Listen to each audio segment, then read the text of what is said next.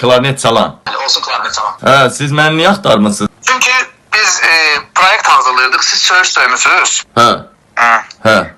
İştirak edən musiqiçilər var. İstəmərəm ki, kimsə mənə görə söylüsün.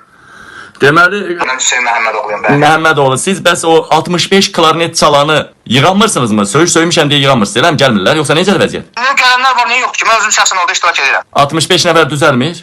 Düzəlir. Bəs niyə narahatsınız? Narahat ona görəyəm ki, istəmərəm ki, kimsə mənə görə söylüsün. Siz kimsiniz? Prezidentə görə söylürlər də. Prezidentə görə uzaqbaşı klarnetin bir belə hissəsi arvadının şeyinə girəcək. Burada təhlükəli nə var ki? Sən normal danışırsan. Mən söyüş söydümmü ki? Mən deyirəm hələ söyəcəm. Eşitibsən də Tərtər hadisələrini. Hala siyasi məhbusda eşitibsən, Tərtər hadisəsində eşitibsən. Orada polis idarələrində putulka yeridiblərmi? İnsanları cinsi orqanına tok veriblərmi? Cinsi orqandan asıb qardaş bacımın dalına şampan putulkası soxan adam üçün sən yubileyi keçirirsən 65 dənə klarnet.